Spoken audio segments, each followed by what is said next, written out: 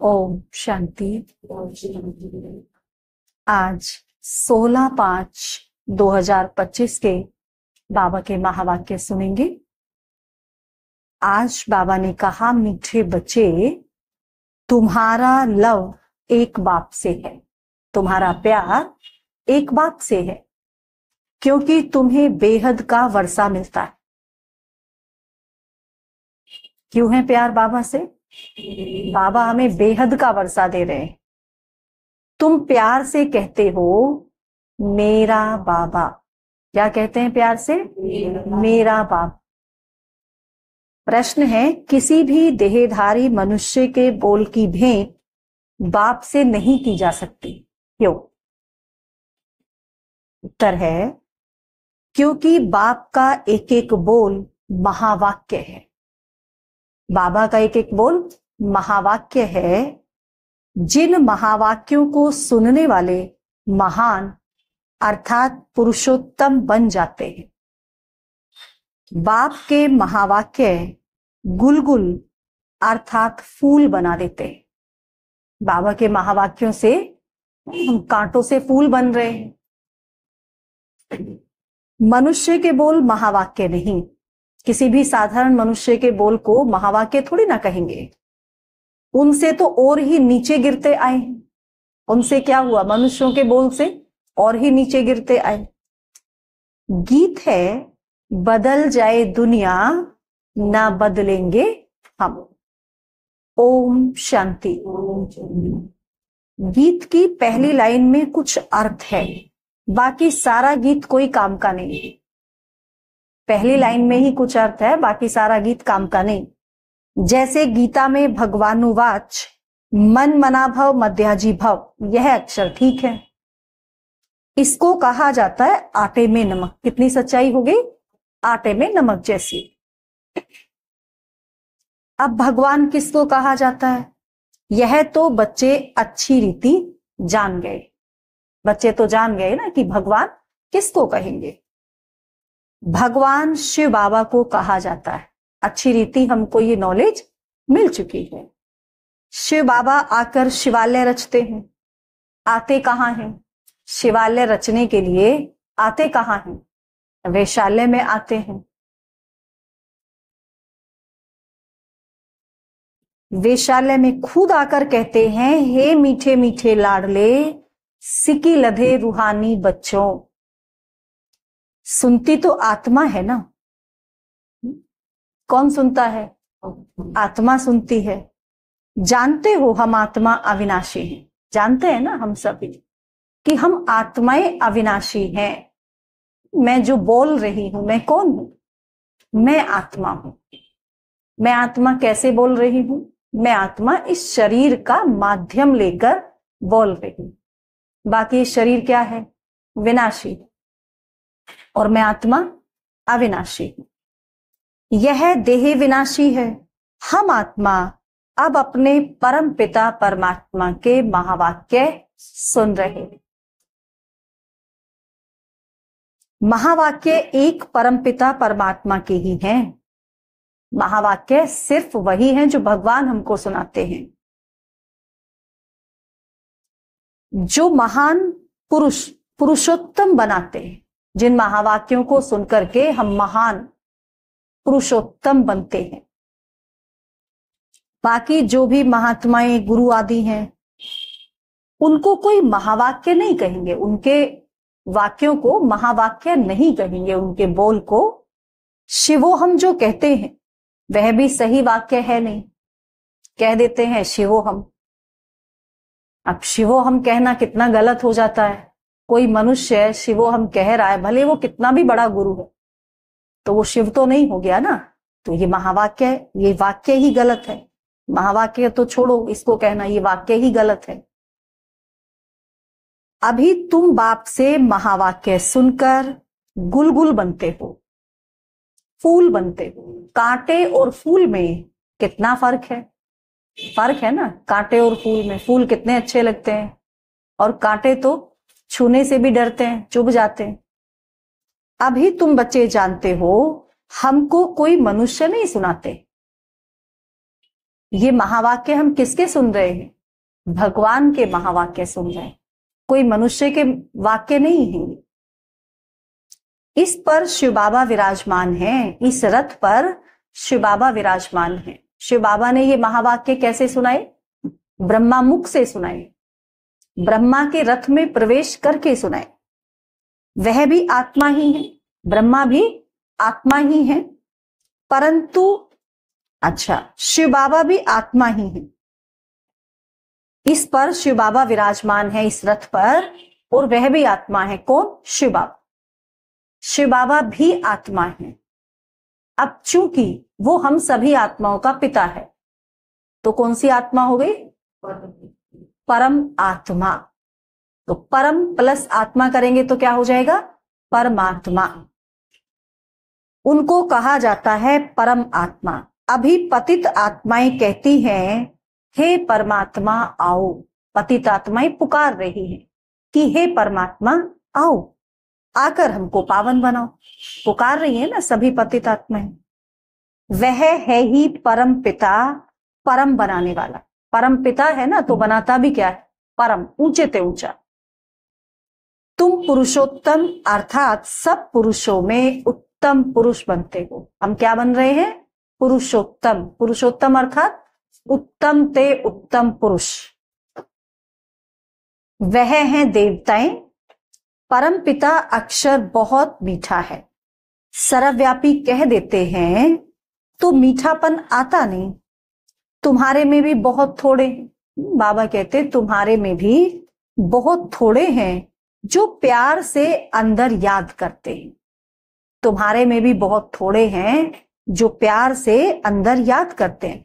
वह स्त्री पुरुष तो एक दो को स्थूल में याद करते हैं। दुनिया में तो स्त्री पुरुष एक दो को, उनकी किसको याद करेंगे? शक्ल को याद करेंगे, थोड़ी ना आत्मा को याद करते हैं। जानते ही नहीं तो लव कैसे हो? अभी तुम बच्चों का बहुत लव है बाबा से, अभी तुम बच्चों का बहुत प्यार है, क्योंकि हम आत्माओं ने बाबा को पहचान लिया है, जान लिया है ना। तो यथार्थ रीति जानकर, पहचान कर हमको इसलिए बाबा से बहुत प्यार है प्यार बाबा से। देखो बाबा खुद ही कह रहा है बच्चों को बाबा से बहुत प्यार है। तो प्यार में तो पास है ना सभी, प्यार में तो बाबा सभी को पास करता है। अभी तुम बच्चों का बहुत लव है। आत्मा कहती है मेरा बाबा। क्या कहती है हम आत्माएं? मेरा बाबा। सब कहते हैं ना मेरा बाबा, कोई कहता है तेरा बाबा? सब क्या कहते हैं? मेरा बाबा। आत्माएं भाई भाई है ना, हर एक भाई कहते हैं बाबा ने हमको अपना परिचय दिया है। हर आत्मा भाई क्या कहेगी? बाबा ने मुझे अपना परिचय दिया है। परंतु वह लव नहीं कहा जाता है। जिससे कुछ मिलता है उसमें लव रहता है ना। प्यार भी कहाँ होता है? जहां प्राप्ति होती है। देखो ऑटोमेटिकली समझने की बात है ना। ये तो दुनिया में भी जहां से कोई प्राप्ति नहीं हो रही हो, आपको वहां से वहां प्यार होता है किसी से? प्राप्ति में ही होता है। तो पिता से प्राप्ति होती है तो प्यार है। माता कितना दुलार करती है तो माता से प्यार है। और भगवान से प्यार है?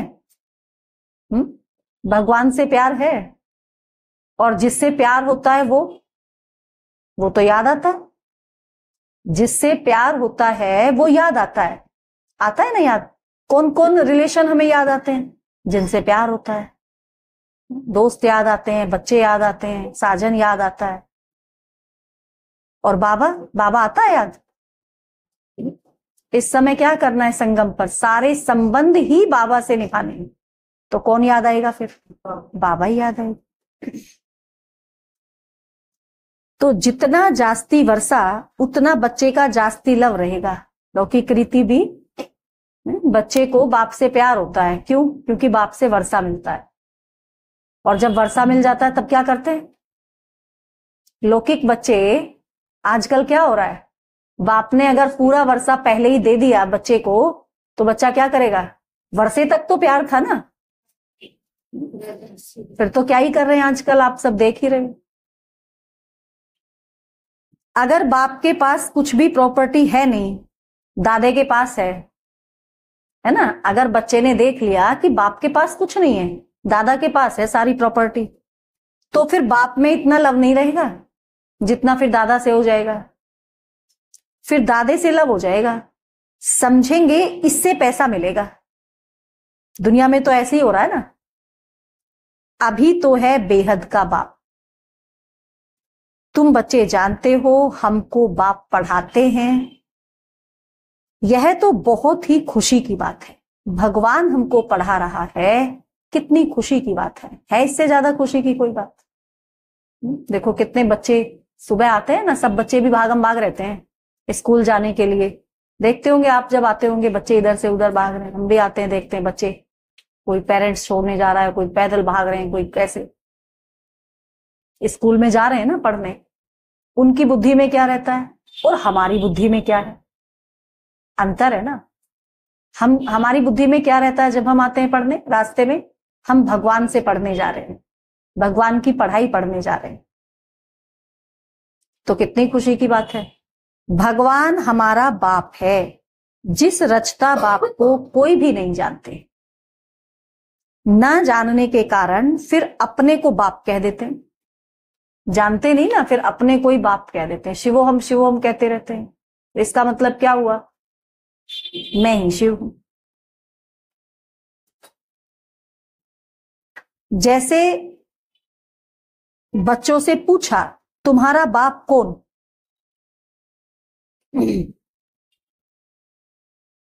थोड़ा मिट रहा है, आखिरी कह देते हैं हम, अभी तुम बच्चे जानते हो उन सब बापों का बाप है जरूर, उन सब बापों का बाप है जरूर। जो पिताएं हैं, लौकिक पिता हैं, तो उनका भी पिता है जरूर। हमको भी अभी बेहद का बाप मिला है, उनका कोई बाप है नहीं। यह है ऊंचते ऊंच बाप, ये पिता ऊंचते ऊंच है, इससे ऊंचा बाप कोई है नहीं। तो बच्चों को अंदर में खुशी रहनी चाहिए। उन यात्राओं पर जाते हैं, दुनियावी यात्राओं पर, भक्ति मार्ग की यात्राओं पर जाते हैं, तो वहां इतनी खुशी नहीं रहेगी, क्योंकि प्राप्ति कुछ है नहीं। क्षणिक आनंद तो आता है, लेकिन वो जो गहरी वाली खुशी होती है, जो यहां आने से होती है, वो वहां जाकर तो नहीं होती, क्योंकि प्राप्ति नहीं है। और यहां आते हैं तो मालूम है प्राप्ति हो रही है। सिर्फ दर्शन करने जाते हैं, मुफ्त में कितने धक्के खाते हैं। एक तो यह टिप्पण घिसी, और दूसरा फिर पैसे की टिप्पण घिसते, पैसे बहुत खर्च करते और प्राप्ति कुछ नहीं। भक्ति मार्ग में अगर आमदनी होती तो भारतवासी बहुत साहूकार हो जाते, क्योंकि सबसे जास्ती भक्ति भारतवासी करते हैं। यह मंदिर आदि बनाने में करोड़ों रुपया खर्च करते हैं। कितने खर्च करते हैं मंदिर आदि बनाने में। तुम्हारा सोमनाथ का मंदिर एक नहीं था, एक तो राजा ने बनाया, बाकी प्रजा ने भी तो बनाए होंगे ना। सब राजाओं के पास मंदिर थे, तुमको कितने पैसे दिए थे। अब बाबा याद दिला रहे हैं कि मैंने तुमको कितने पैसे दिए थे, कितना कुछ देकर के भेजा था। याद करो अपने स्वर्ग को, कितना भरपूर किया था। 5000 वर्ष पहले बाबा कहते तुमको विश्व का मालिक बनाया था। याद आ गया। एक बाप ही ऐसे कहते हैं, और कोई कह सकता है ऐसे कि 5000 वर्ष पहले मैंने तुमको विश्व का मालिक बनाया था? कहने आएगा किसी को? आज से 5000 वर्ष पहले तुमको राजयोग सिखाकर ऐसा बनाया था। अभी तुम क्या बन गए हो? बाबा पूछ रहे हैं, अभी तुम क्या बन गए हो? बुद्धि में आना चाहिए ना कि बाबा ने क्या बनाया था और हम क्या बन गए। हम कितना ऊंच थे, पुनर्जन्म लेते लेते एकदम पट आकर पड़े। पुनर्जन्म लेते लेते क्या हुआ, एकदम पट पर आकर के पड़ गए, कोड़ी मिसल बन पड़े हैं। फिर अभी हम बाबा के पास जाते हैं, फिर आए ना बाबा के पास, जब बिल्कुल पट पर पड़ गए तो बाबा ने फिर से हमें अपना बना लिया। जो बाबा हमको विश्व का मालिक बनाते हैं, फिर से हम उस बाबा के पास पहुंच गए हैं।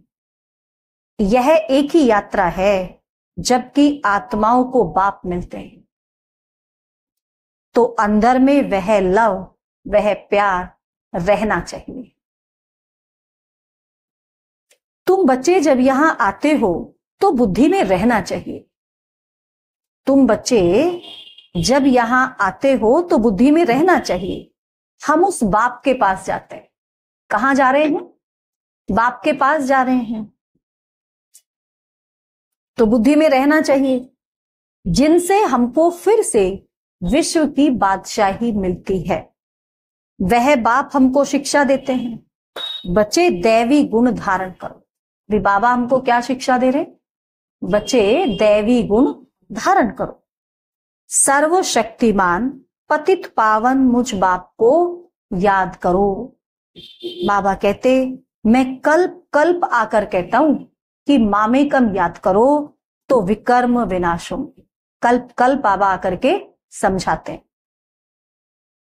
दिल में यह आना चाहिए, हम बेहद के बाप के पास आए हैं। बाप कहते हैं मैं गुप्त हूं, आत्मा कहती है मैं गुप्त हूं। तुम समझते हो हम जाते हैं शिव बाबा के पास, ब्रह्मा दादा के पास, बाप दादा के पास जाते हैं। जानते हैं ना, जो कंबाइंड हैं उनसे हम मिलने जाते हैं। बाप दादा दोनों कंबाइंड हैं, क्योंकि ब्रह्मा के तन में ही तो आते हैं ना शिव बाबा, जिससे हम विश्व के मालिक बनते हैं। बाप दादा से मिलकर बाबा हमें जो शिक्षाएं देते हैं उनको धारण कर हम क्या बनते हैं? विश्व के मालिक बनते हैं। अंदर में कितनी बेहद खुशी होनी चाहिए, ये सोच कर के ही कितनी अंदर में खुशी होनी चाहिए। जब मधुबन में आने के लिए अपने घर से निकलते हो तो अंदर में गदगद होना चाहिए। जब मधुबन जाने के लिए घर से निकलते हैं तो गदगद होती है? होती है ना। बाप हमको पढ़ाने के लिए आया है, हमको दैवी गुण धारण करने की युक्ति बताते हैं। घर से निकलते समय ही अंदर में यह खुशी रहनी चाहिए। जैसे कन्या पति के साथ मिलती है तो जेवर आदि पहनती है तो मुखड़ा ही खिल जाता है। वह मुखड़ा खिलता है दुख पाने के लिए। उस कन्या का मुखड़ा क्यों खिला? तो विकार में जा रही है ना, तो उसके बाद क्या होता है? दुखी मिलते हैं। तुम्हारा मुखड़ा खिलता है सदा सुख पाने के लिए। बाबा से मिलने जाते हैं तो हमारा मुखड़ा खिलता है, क्योंकि हमको मालूम है कि हम सदा के लिए सुख पाने वाले। तो ऐसे बाप के पास आने समय कितनी खुशी होनी चाहिए?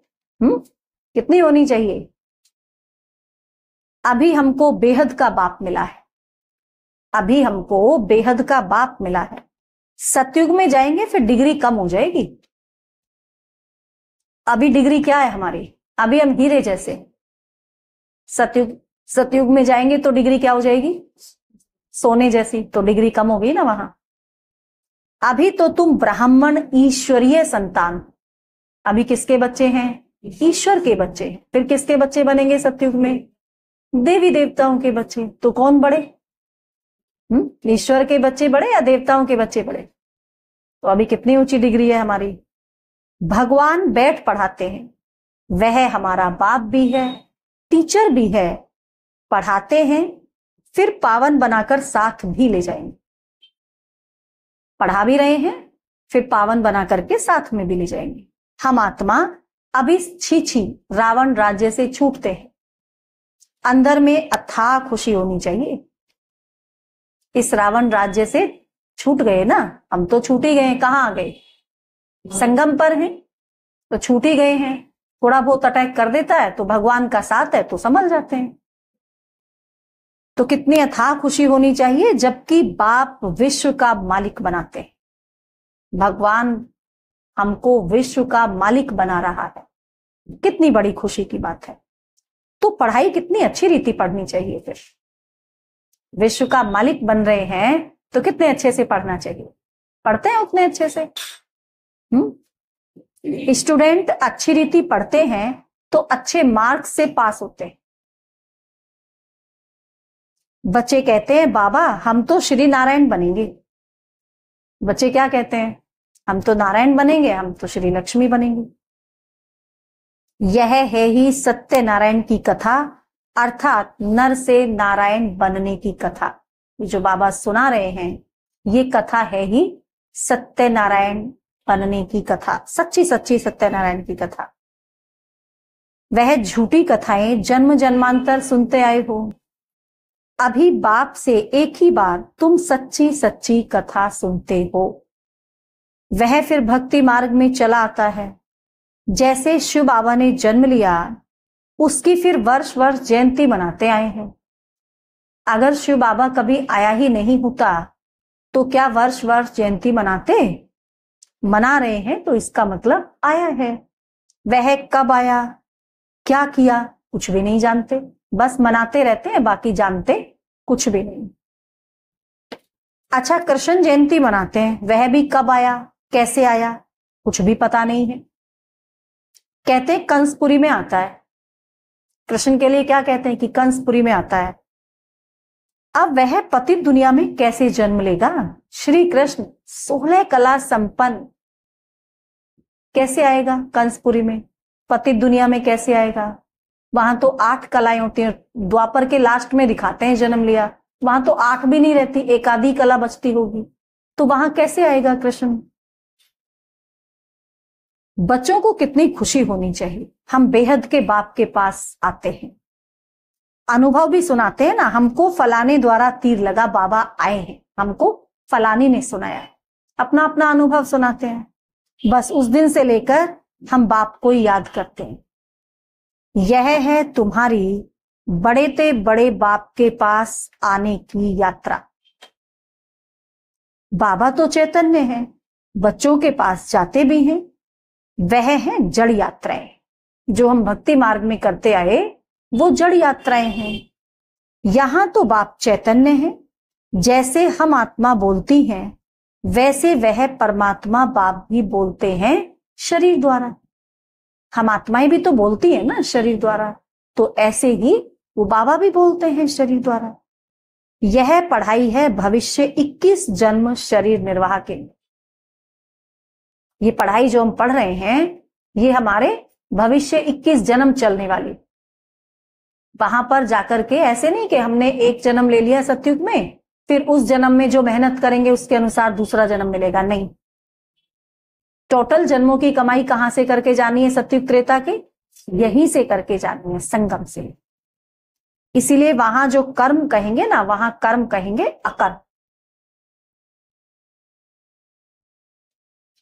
वह है सिर्फ इस जन्म के लिए, जो शरीर निर्वाह के लिए करते हैं वो इस जन्म के लिए है। अब कौन सी पढ़ाई पढ़नी चाहिए? कौन सी पढ़ाई पढ़ें?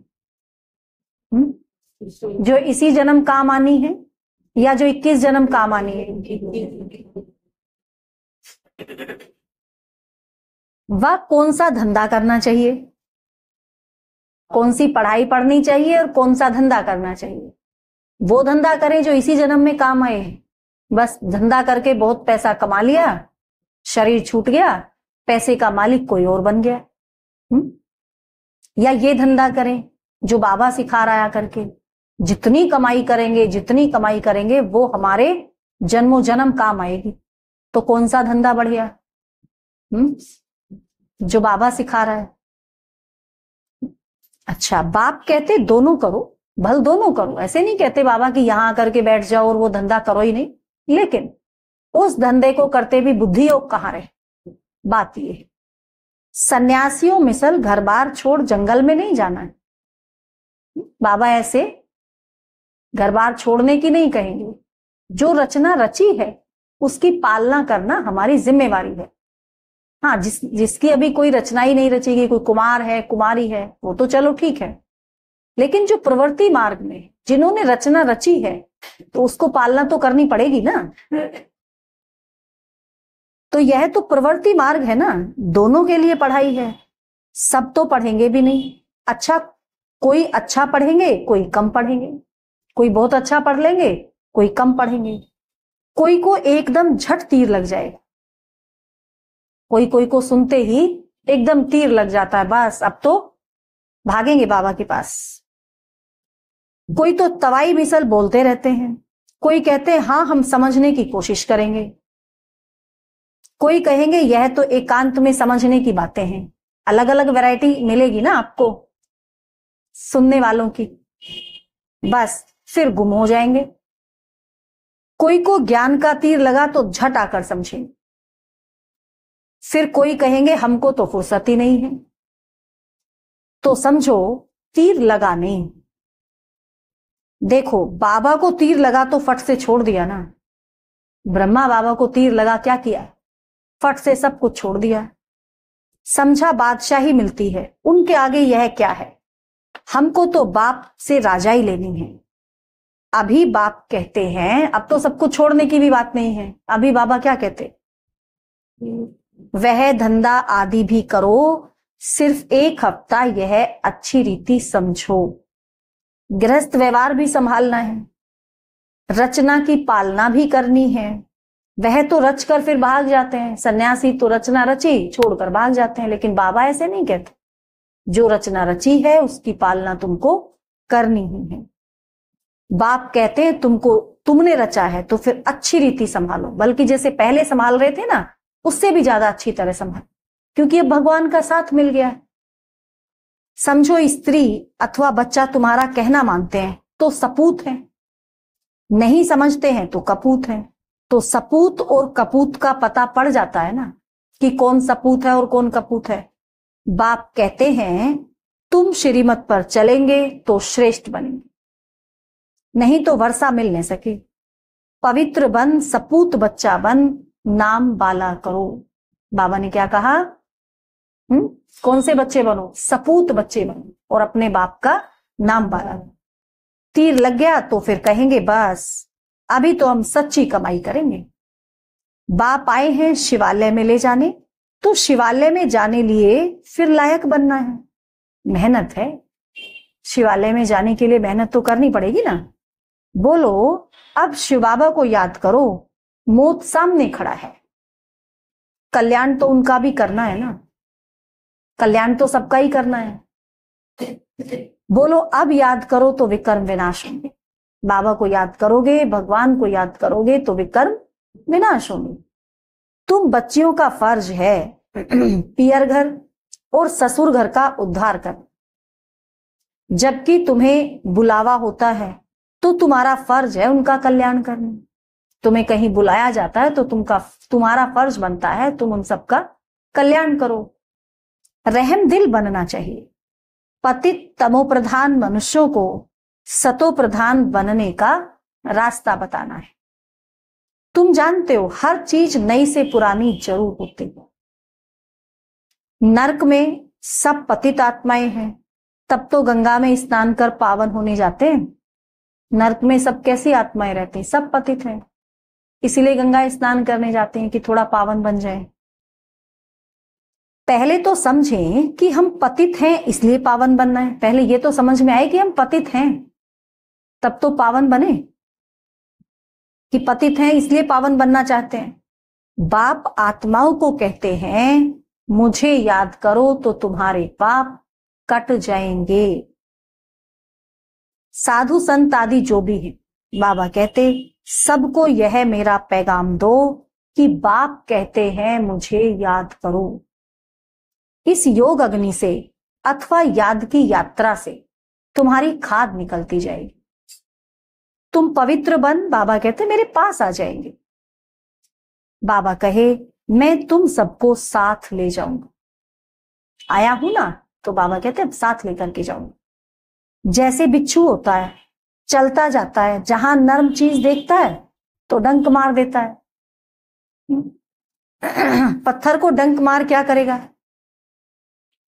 पत्थर को थोड़ी ना डंक मारेगा।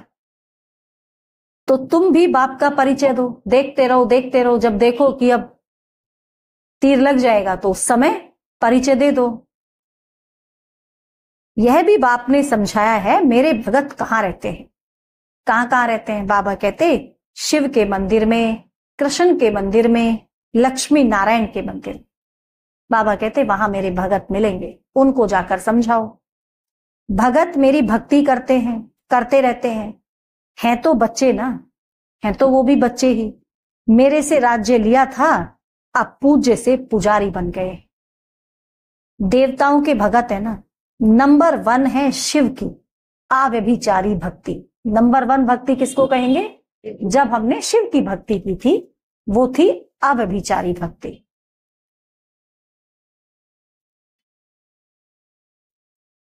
फिर गिरते गिरते अभी तो भूत पूजा करने लगे, अभी तो क्या ही हालत हो गई है भक्ति की, बहुत गिरावट में आ गए हैं भक्ति करते करते।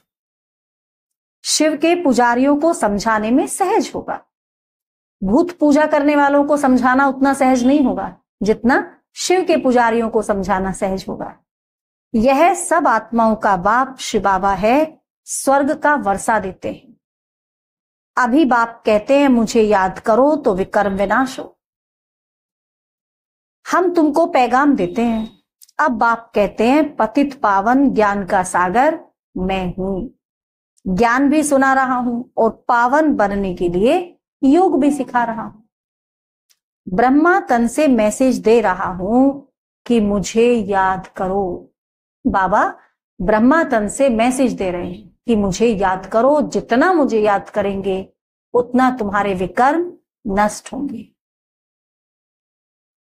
अपने 84 जन्मों को याद करो, तुमको भगत मिलेंगे मंदिरों में और कुंभ के मेले में, वहीं तुम समझा सकते हो पतित पावन गंगा है या परमात्मा है।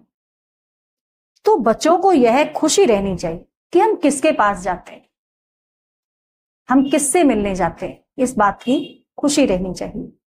है कितना साधारण, क्या बड़ाई दिखाएं? बाबा क्या बड़ाई दिखाएं अपनी? दिखाते हैं बड़ाई? शिव बाबा क्या करे जो बड़ा आदमी दिखाई पड़े? सन्यासी कपड़े तो पहन नहीं सकते, बाप कहते हैं मैं तो साधारण तन लेता हूं, बिल्कुल साधारण सिंपल एकदम। तुम ही राय दो कि मैं क्या करूं। बाबा बच्चों से ही पूछ रहे, चलो तुम ही राय दे दो क्या करूं फिर मैं। इस रथ को क्या श्रृंगारूं? जिस रथ में आकर बैठा हूं क्या उस रथ को श्रृंगारूं, श्रृंगार करूं उसका? वह हुसैन का घोड़ा निकालते हैं, उनको श्रृंगारते हैं। यह शिव बाबा का रथ फिर बैल बना दिया है, बैल के मस्तक में गोल गोल शिव का चित्र दिखाते हैं। भक्ति में ऐसे ही करते हैं ना। अब शिव बाबा बैल में कहां से आएगा? शिव बाबा क्या बैल पर आकर के बैठेगा या बैल के अंदर प्रवेश करेगा? क्या रहस्य है इसका? इस अब तो आ गया ना रहस्य समझ में, क्योंकि जब शिव बाबा इस धरती पर आया तो उस तन सहित जिसमें वो आया सभी कैसे हो गई थी मनुष्य आत्माएं? बैल बुद्धि हो गई थी। शंकर की सवारी कहते हैं, सूक्ष्म वतन में शंकर की सवारी होती है क्या? सूक्ष्म वतन में क्या शंकर सवारी करेगा क्या? यह सब है भक्ति मार्ग जो ड्रामा में नूंद है। अच्छा, मीठे मीठे सिकिलदे बच्चों प्रति माता पिता बाप दादा का याद प्यार और गुड मॉर्निंग। रूहानी बाप की रूहानी बच्चों को नमस्ते।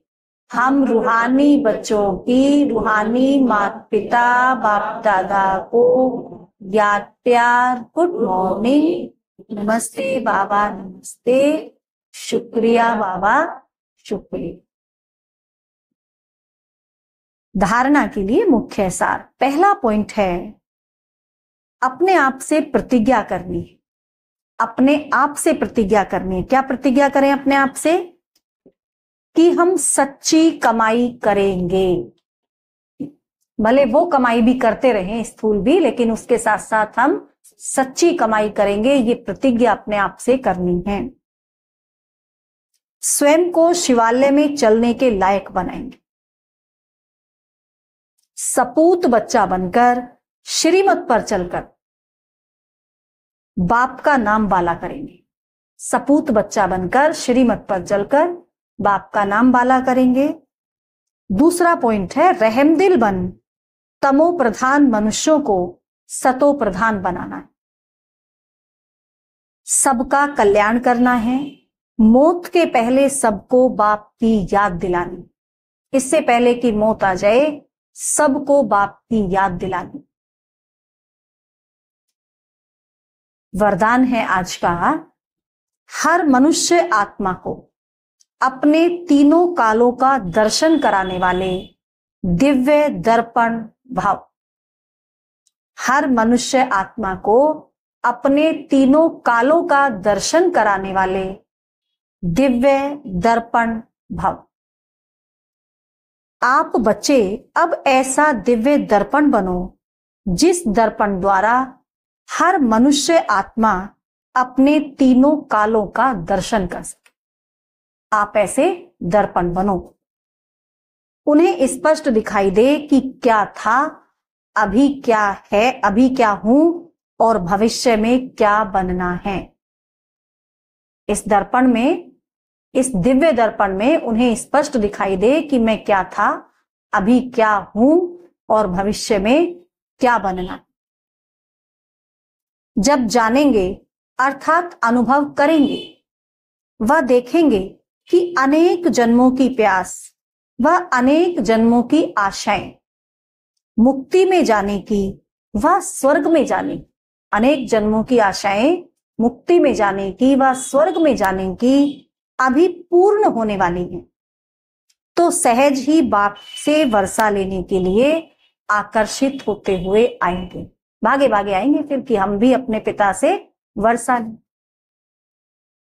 स्लोगन है एक बल एक भरोसा। इस पाठ को पक्का रखो तो बीच भंवर से सहज निकल जाएंगे। बस एक बल एक भरोसा, ये पाठ पक्का करना। अव्यक्त इशारे, रूहानी रॉयल्टी और प्योरिटी की पर्सनैलिटी धारण करो। वारिस क्वालिटी प्रत्यक्ष तब होगी, वारिस क्वालिटी कब प्रत्यक्ष होगी? जब आप अपनी प्योरिटी की रॉयल्टी में रहेंगे। कहां भी हद के आकर्षण में आंख ना डूबे, अर्थात ना डूबे, वारिस अर्थात अधिकारी। कहां भी हद की आकर्षण में आंख नहीं डूबे, वारिस अर्थात अधिकारी। तो जो यहां सदा अधिकारी स्टेज पर रहते हैं, कभी भी माया के अधीन नहीं होते, अधिकारीपन के शुभ नशे में रहते। ऐसे अधिकारी स्टेज वाले ही वहां भी अधिकारी बनते हैं। जो ऐसे यहां अधिकारी की स्टेज पर रहेंगे वो वहां भी अधिकारी बनेंगे। अच्छा, ओम शांति।